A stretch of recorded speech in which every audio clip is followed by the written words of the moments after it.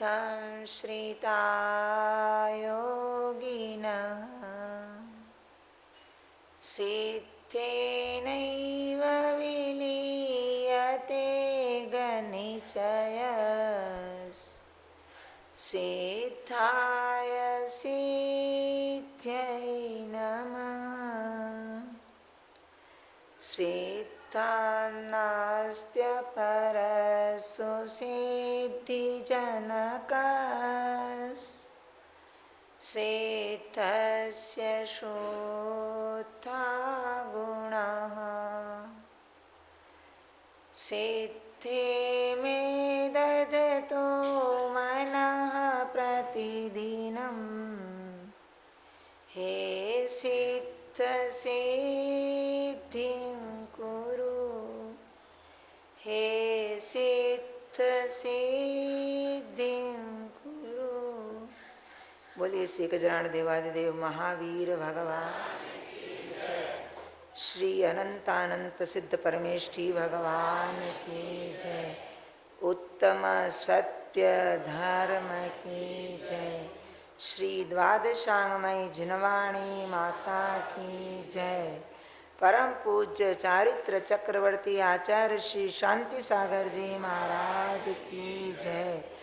परम पूज्य दीक्षा गुरुवर श्री 108 दया सागर जी महाराज की जय। परम पूज्य आचार्य रत्न श्री 108 वर्धमान सागर जी महाराज की जय। परम पूज्य विदुषियारिका रत्न श्री विशुद्धमती माता जी की जय। अहिंसा मई जैन धर्म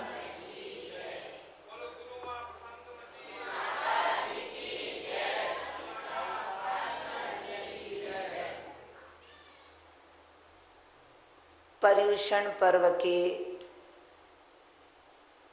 इन परम पावन पवित्र दिनों के अंदर धर्म की आराधना करते हुए अपन मध्य पड़ाव पर पहुंच चुके हैं। जिन भव्य जीवों की 10 धर्मों की आराधना चल रही है आधे तक पहुंच गए हैं, और जिनको आधे तक की भावना है उनकी आराधना आज संपन्न हो जाएगी। तो आज उत्तम सत्य धर्म का दिन है। यह सत्य पूर्व के 4 धर्मों के साथ में भी है और आगे वाले 5 धर्मों के साथ में भी है। मध्य दीपक स्थानीय यह सत्य धर्म है, पर इस सत्य धर्म का प्रवेश कब हो सकेगा? पूर्व के 4 दिनों के अंदर क्रोध, मान, माया और लोभ, इन 4 कषायों का अभाव करते हुए, नाश करते हुए अपन ने अपनी हृदय रूपी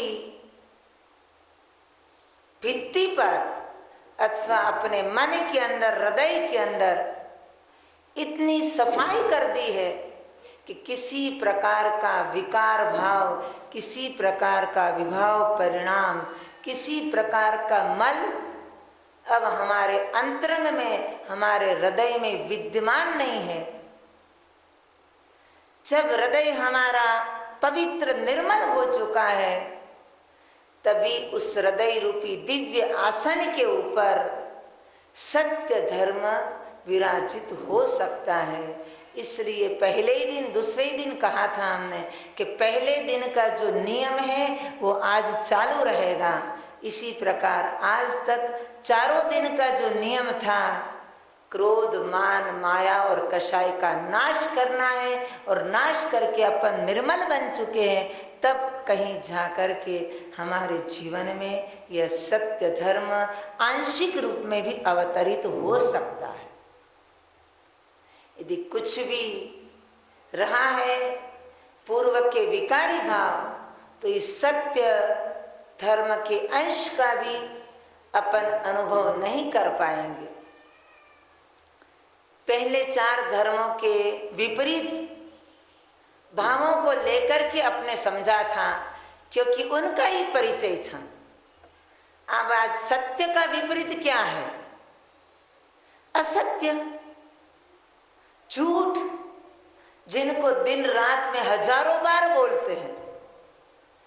यदि केवल इतना ही नियम दिया जाए कि एक दिन में अपन असत्य भाषण कितनी बार करते हैं, आप जरूर कल गिनती करके आना, क्योंकि आज सत्य धर्म का दिन है। किसी को झूठ तो बोलना ही नहीं है। हजारों बार सहज में, क्योंकि ऐसा ही स्वभाव बन चुका है। उस असत्य को भी सत्य रूप में समझते हुए वाणी के माध्यम से प्रति समय वो असत्य ही सत्य बोलना चाहते हुए भी अभिप्राय के अनुसार वाणी में असत्य ही आ जाता है।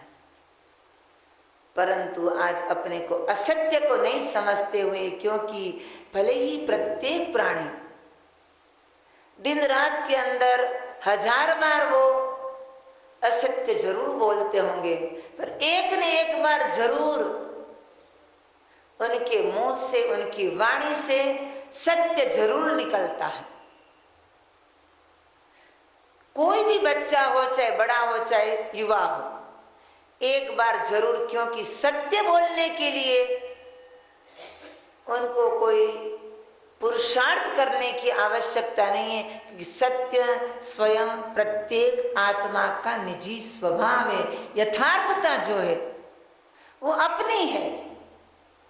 असत्य बोलने के लिए तो कोई न कोई निमित्त बनता है, कोई न कोई निमित्त को लेकर के असत्य बोलते हैं, असत्य वाणी में आता है। सत्य धर्म तो बहुत ऊपर जाकर के पूर्ण प्रकट हो सकता है। वहां तक पहुंचने के लिए अपने को प्रारंभ कहां से करना है? हमारे आचार्यों ने इस सत्य को समझाने के लिए कितने प्रकार से सत्य को समझाने की कोशिश करी है। तो पहले अपन ये समझेंगे कि किस प्रकार से श्रावकों के लिए आचार्यों ने कहा है कि गृहस्थ जीवन में श्रावक भी सत्य अनुव्रत का पालन करते हुए स्थूल झूठ का त्याग कर सकता है। कम से कम 5 प्रकार की जो पाप है, दूसरे नंबर का जो पाप है झूठ, कम से कम अपन अपने वर्तमान जीवन के अंदर स्थूल झूठ का प्रयोग न करें, पर बिल्कुल दृढ़ता पूर्वक जहां स्वार्थ सिद्ध होता है वहां पर विचार नहीं करते। जहां दूसरों की बात है, नहीं मेरे तो त्याग है, मैं झूठ नहीं बोलता हूं। श्रावक के नाते हर परिस्थिति में अपना दृढ़ संकल्प होना चाहिए कि मैं स्थूल झूठ को कभी भी नहीं बोलूंगा, जो आपका एक प्रकार का सत्यानुव्रत हो जाएगा। आंशिक रूप से जब आप अपने जीवन में सत्य बोलने का पुरुषार्थ करेंगे, वही सत्य परंपरा से आपको सत्य धर्म तक पहुंचा सकता है। श्रावक से आगे बढ़े साधुओं के लिए फिर हमारे तीर्थंकर भगवंतों ने कहा है कि तुम्हें सत्य महाव्रत का पालन करना है। मन वचन काय कृत कारित और अनुमोदना से 9 कोटि से किसी प्रकार से सत्य भाषण नहीं करना है, असत्य भाषण नहीं करना है, असत्य वाणी नहीं बोलना है। साधु के लिए अभी तो अपन केवल वचन के वाणी को लेकर के समझ रहे हैं, क्योंकि जहाँ सत्य धर्म की बात आती है वहाँ अपन सभी का लक्ष्य सत्य वचन तक ही जाकर के सीमित हो जाता है, जबकि यह सत्य धर्म मात्र वाणी तक सीमित नहीं है। सत्य धर्म के लिए हमारे मन, वचन और काय, इन तीनों के अंदर सत्यता आनी चाहिए। वही आगे चल करके पूर्ण सत्य धर्म को प्रकट करेगा। सत्य महाव्रती उन साधुओं के लिए मन, वचन और काय, कृत, कारित और अनुमोदना, मन के अंदर भी किसी प्रकार का अभिप्राय भी गलत नहीं होना चाहिए। साधुओं को उनका तो दृढ़ संकल्प है ही। श्रावक को भी जो स्थूल झूठ का जो त्याग करते हैं, वे भी अभ्यास के रूप में इस प्रकार का पालन करते हैं कि मन के अंदर यदि किसी प्रकार की गलत अभिप्राय को लेकर के, गलत धारणा को लेकर के और बाहर से अपन स्थूल झूठ नहीं बोलते हैं, तो वो भी आपका स्थूल उस सत्य अणुव्रत की कोटि में नहीं आ सकता है, जिनको अपन स्वयं अपनी बुद्धि पूर्वक पकड़ सकते हैं। कई बातें ऐसी होती कि अपन स्वयं अपने विचारों को जान सकते हैं, पकड़ सकते हैं, और कई बार तो ऊपर का मन बोलता है क्योंकि अब ऐसे कहेंगे, ऐसा विचार करेंगे तो क्या होगा, पर अंतरंग का जो मन है वो स्वीकार करता है कि वास्तव में ये तो असत्य रूप ही है, परंतु फिर भी दूसरा मन हावी होकर के दूसरे मन की बात सामने आती है। अभिप्राय गलत न रखा जाए, वचनों के अंदर भी किसी प्रकार की ऐसी असत्यता न आवे, और कार्यों के अंदर भी, व्यवहारिक जीवन के अंदर भी ऐसा झूठा व्यवहार न हो। आचार्य ने 9 कोटि से त्याग कराया है इस असत्य के लिए। सत्य महाव्रत के माध्यम से इन सभी साधु साध्वियों को आगे फिर चल करके भाषा समिति के माध्यम से फिर उन्होंने सत्य का प्रतिपादन किया। महाव्रत का तो पालन करना ही है, पर सत्य वचन भी कैसा बोलना है, जो हितकारी हो, जो मित हो और जो प्रियकारी हो। हित, मित और प्रिय सत्य तो है, पर सत्य होते हुए भी यदि कठोर वचन है तो कठोर वचन भी आपके उस भाषा समिति के अंतर्गत देखेंगे तो अप्रिय हो, कठोर हो, अहितकारी हो, चाहे बहुत अधिक वाचालता को लेकर के हो, तो वो वचन में भी आपकी भाषा समिति का पालन नहीं होता है, तो आपके सत्य धर्म के ऊपर भी आंच आती है। इसलिए हित, मित और प्रिय वचन बोलना। अपन किसी का हित नहीं कर सकते हैं, किसी को हितकारी शिक्षा नहीं दे सकते हैं, तो कभी ऐसा भी प्रयास नहीं करना, मन में भाव नहीं लाना कि उनको अहित रूप शिक्षा दे करके उनका जीवन ही समाप्त हो जाए, जीवन ही बर्बाद हो जाए। ऐसा कभी मन में भी विचार नहीं लाना। हमेशा कम बोलने का अभ्यास करना चाहिए। व्यक्ति जो अधिक बोलता है वो स्वयं नहीं समझ पाता है कि मैं क्या बोल गया हूं, और अधिक बोलने वाले जीवों के वचनों की कीमत भी, ये तो बकते रहते हैं, ये तो बोलते रहते हैं, परंतु जो कम बोलते हैं स्वयं अपने भीतर में, क्योंकि वाणी ऐसी बोलिए कोई न कहे चुप। आपकी वाणी को सुन करके नहीं, एक बार और सुनाइए, अथवा बोल ऐसा बोलिए पहले अपने भीतर में तोल करके, क्योंकि एक बार अपने मुख से वचन से जो निकल जाता है फिर वो कितनी बार कहो, वापिस अपने क्षमा भी मांग ली, परंतु फिर कोई ऐसा प्रसंग आएगा तब फिर वही बात याद आती है। अपने मुंह से वचन निकालने के पहले कितनी बार सोच करके फिर अपने को बाहर निकालना चाहिए। तो इसलिए बहुत कम बोलना, और ये याद रख लेना, हमारे बड़े बड़े सिद्धांत ग्रंथों के अंदर, धवल ग्रंथराज के अंदर वीरसेन स्वामी ने कहा है कि जो व्यक्ति अधिक बोलता है, जोर जोर से बोलता है, बहुत शीघ्रता से बोलता है, उनकी आयु के निषेक जो है वो जल्दी जल्दी उदय में आकर के समाप्त हो जाते हैं। इसलिए बहुत धीरे से बोलना, अपने आयु के निषेकों को शांति से उदय में ला करके खिराना। जो बहुत जोर जोर से कोई भी छोटी मोटी बातों को लेकर के भी जोर जोर से बोलते हैं, उनके आयु के निषेक जल्दी खिलते हैं।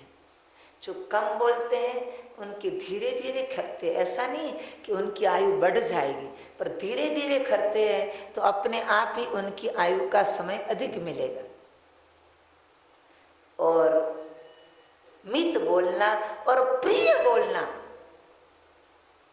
अप्रिय है, कठोर है, सत्य होते हुए भी वो असत्य की कोटि में जाएगा। तीन बात हो गई इस सत्य वाणी को लेकर के, इस वचन को लेकर के, अथवा मन वचन और व्यवहार को लेकर के। सत्य अणुव्रत, सत्य महाव्रत और भाषा समेत। अब चौथे नंबर पे क्या आएगा? अभी चौथे नंबर पे आएगा वचन गुप्ती। वचन गुप्ती के अंदर आचार्यों ने गुप्ती का लक्षण समझाते हुए कहा है कि आपको अखंड मौन ही रहना है।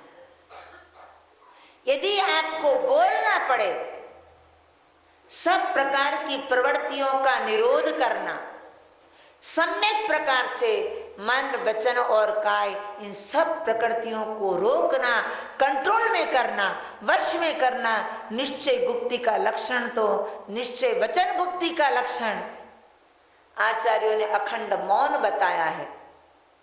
मन वचन और काय इन तीनों को वश में करना, ये तीनों योग स्वच्छंदता पूर्वक यदि हो रहे हैं तो क्या मालूम इन योगों के माध्यम से किस किस प्रकार की प्रवृत्ति होते हुए कैसे कैसे महान कर्मों का बंध कर पाएंगे, कर लेंगे। इसलिए इनको वश में करना है। उसमें वचन गुप्ती, वहां पर भी फिर सत्य को पकड़ा गया है।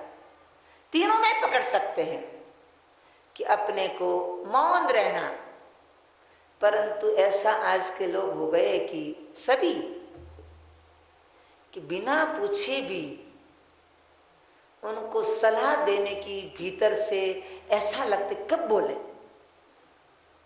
एक यदि अपन ने अपने जीवन के अंदर एक संकल्प कर लिया कि बिना पूछे अपने को किसी को सलाह नहीं देना, घर गृहस्थी के जीवन में जो कर्तव्य है उतना कर लीजिए, पर बिना पूछे यदि अपन कर्तापने की भावना अव्यक्त रूप में बैठी हुई है, इसलिए बिना पूछे यदि सलाह देने की तैयारी होती है। आजकल आपके स्वयं के परिवार के अंदर भी बार बार यदि बिना पूछे यदि बोलते रहते हैं तो आप स्वयं अनुभव करते होंगे कि परिवार के सदस्य आपकी उन दी हुई सलाह या शिक्षा को कितना अपने जीवन में उतारते हैं, ये तो आपको ही अनुभव होगा। इसलिए अपने को यदि वो पूछते हैं तो जरूर अच्छी सच्ची उनकी हितकारी सलाह देना चाहिए। बाकी अपने को ज्ञाता दृष्टा तक पहुंचना है। इस प्रकार का अभ्यास वर्तमान जीवन में करेंगे तब कहीं पूर्ण उस अवस्था को अपन प्राप्त कर पाएंगे।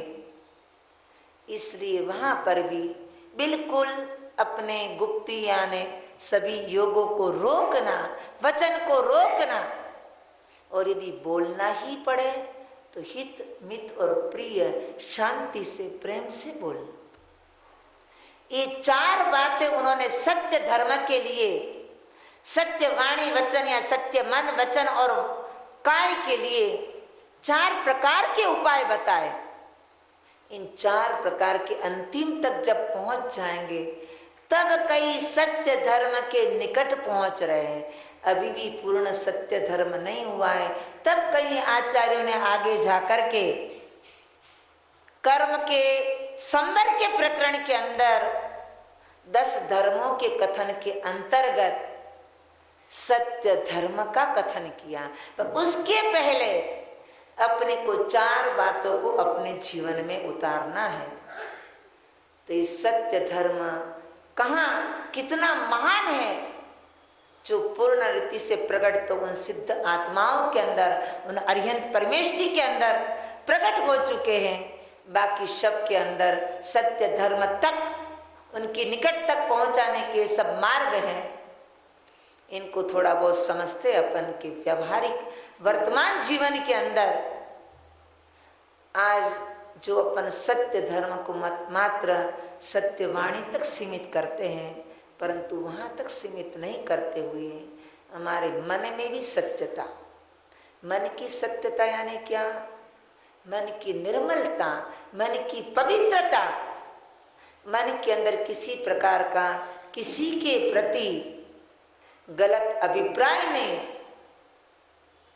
इस प्रकार के यदि मन की अच्छी भावनाओं को लेकर के यदि मन में इस प्रकार होगा तो हमारा वह मन के अंदर अंतरंग के अंदर सत्य अवतरित होगा।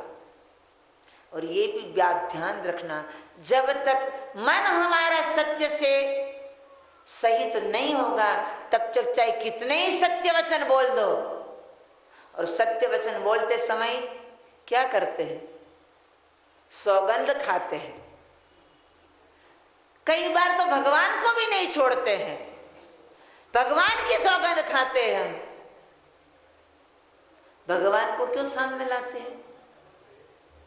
स्वयं विचार कीजिए कि हमारा भगवान की सौगंध तो खा ली, पर हमारे भीतर के अंदर यदि कलुषता है और कलुषता से भगवान की सौगंध खा करके अपन ने असत्य बोल दिया है।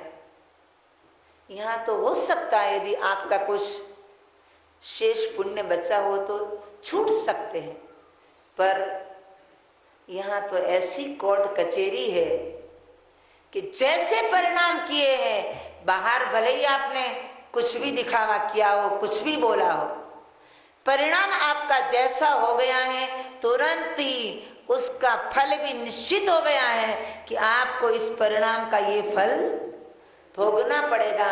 यहाँ पर किसी प्रकार की किसी की गवाही नहीं चल गई, कोई वकील नहीं चलेगा। यहाँ तो पूरा जैसा परिणाम हुआ है वैसा उनका फल भोगना ही पड़ेगा। इसलिए सबसे पहले सत्य वचन के पूर्व भी अपने मन को भी यथार्थ निर्मल, इसलिए तो 4 कषाय के बाद सत्य धर्म का नंबर आया है, क्योंकि इन कषायों के निमित्त को लेकर के अपने परिणामों के अंदर विकृति होती है, कलुषता आती है, राग द्वेष मोह परिणति बनती है। और उनके निमित्त को लेकर के, राग के निमित्त को लेकर के कितना ही झूठ बोल जाते, ये आप स्वयं ही जानते होंगे। इसलिए मन के अंदर भी सत्यता आनी चाहिए, जब मन की सत्यता होगी तब वाणी में सत्यता आ सकती है। इसलिए वाणी की सत्यता भी मन के अंदर अपने मायाचारी छल कपट इस प्रकार के भाव बन रहे हैं और बाहर सत्य बोल रहे हैं, पर वो सत्य सत्य नहीं है, वो भी असत्य है। और कई बार उन मायाचारी छल कपट के माध्यम से वाणी में भी असत्यता है। तो वाणी में भी हमारी सत्यता होनी चाहिए। कितने अपन ने दृष्टांतों को सुना है। एक सेठ जी थे, बड़े संपन्न थे। एक बार वो खूब सारी संपत्ति को लेकर के पुराने काल के अंदर ऐसे अपने लवाजमा के साथ में, सारे गाड़ी घोड़ा के साथ में जब जा रहे थे, जंगल में एक डाकुओं के दल ने उन सेठ जी को पकड़ लिया। सेठ जी को पकड़ लिया, अब क्या करे, सामने सब डाकू आ गए। जितनी भी संपत्ति थी वो सारी की सारी उन लोगों ने ले ली। अब सेठ जी के पास में अधिक कुछ था नहीं रास्ते में।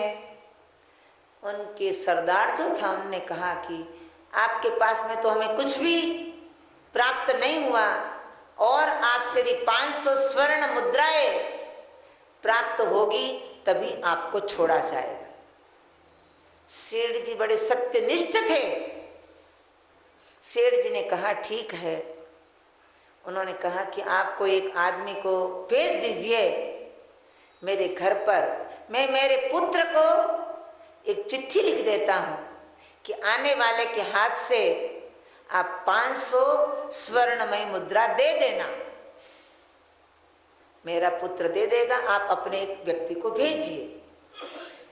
चिट्ठी लिख दी सेठ जी ने।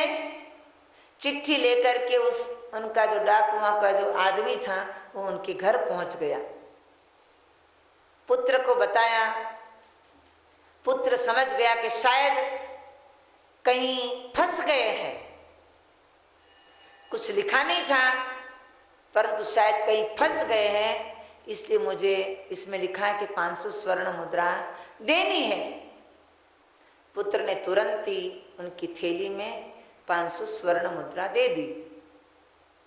वो व्यक्ति लेकर के वापस आता है और सेठ जी को दे दिया। और सेठ जी ने उनके डाकुओं के सरदार को बताया कि लो आपकी ये, जैसे ही उनने थैली खाली करी, सरदार को जैसे ही दी, उस मुद्राओं को देख करके सेठ जी एकदम आश्चर्यचकित हो गए। सेठ जी ने कहा रहने दीजिए,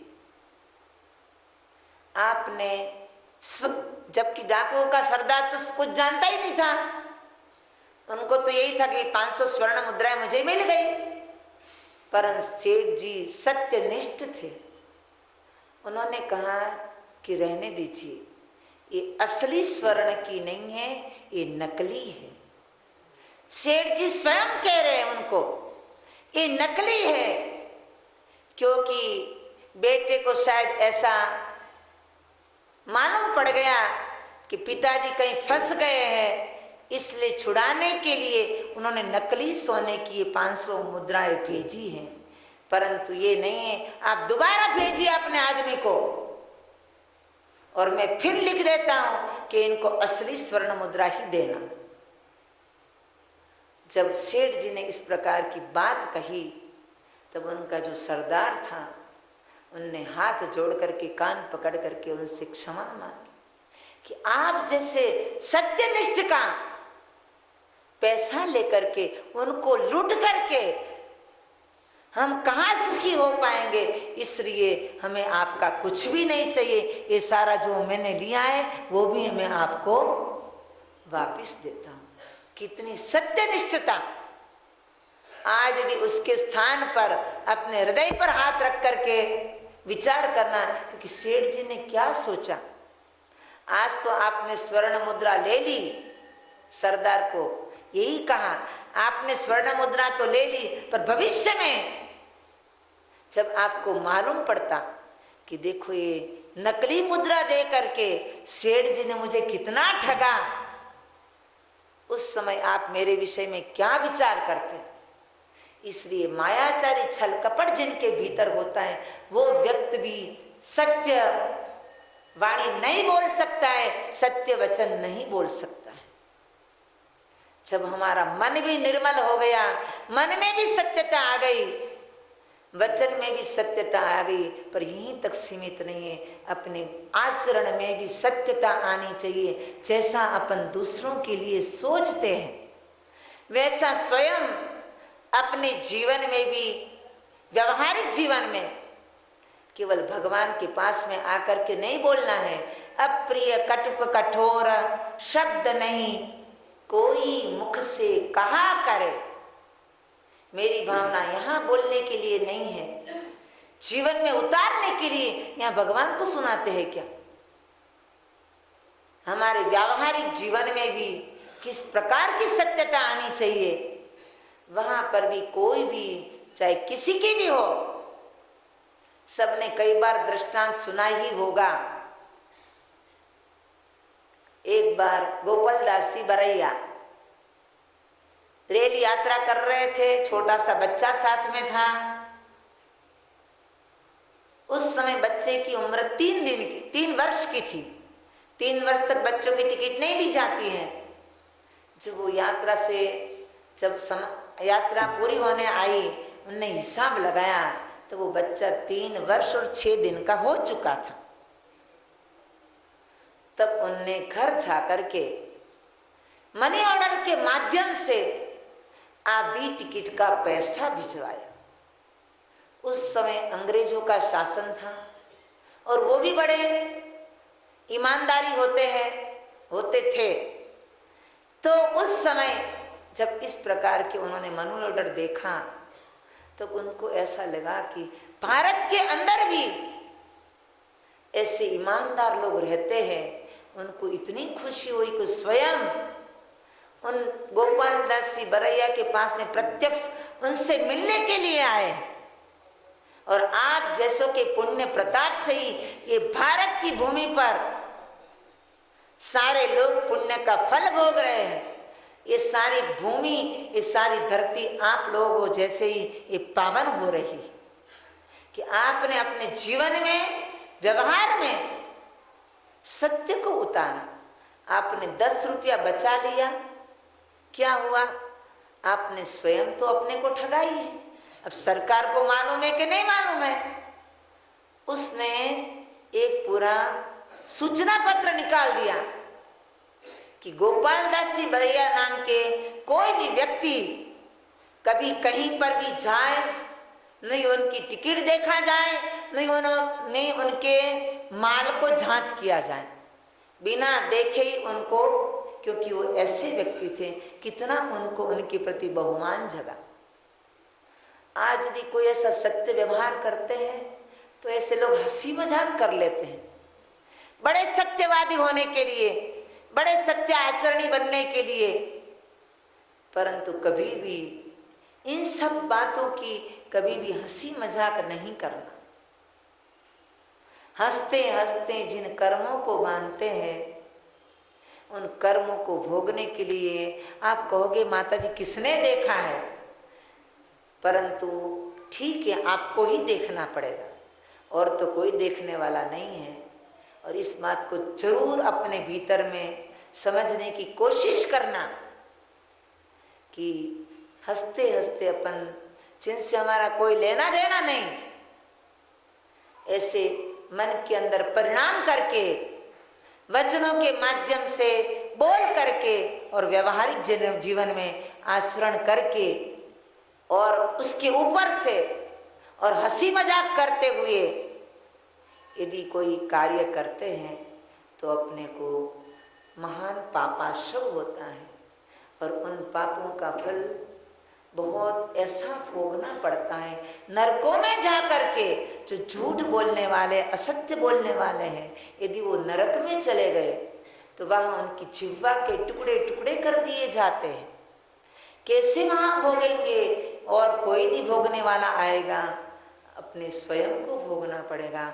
इसलिए आज सत्य धर्म के दिन अपन सभी को सत्य वचन तक सीमित न रहते हुए अपने मन, वचन और व्यवहार, अपने जीवन के अंदर, शरीर के अंदर अपनी सत्यता अवतरित होवे, वहीं तक अपन सत्य को समझने का प्रयास करें। मात्र वाणी तक सीमित नहीं है। और चलो इतना नहीं कर पाते तो कम से कम वाणी का तो ध्यान अवश्य रखें कि हमारे मुख से सत्य वचन न निकले, तो ही कहीं अपन पुरुषार्थ के माध्यम से जरूर शीघ्रातिशीघ्र सत्य धर्म के अंश को प्राप्त करते हुए पूर्ण सत्य धर्म को अपने जीवन के अंदर भी प्राप्त करेंगे और जरूर हम भी उस शाश्वत आनंद और सुख को प्राप्त कर पाएंगे।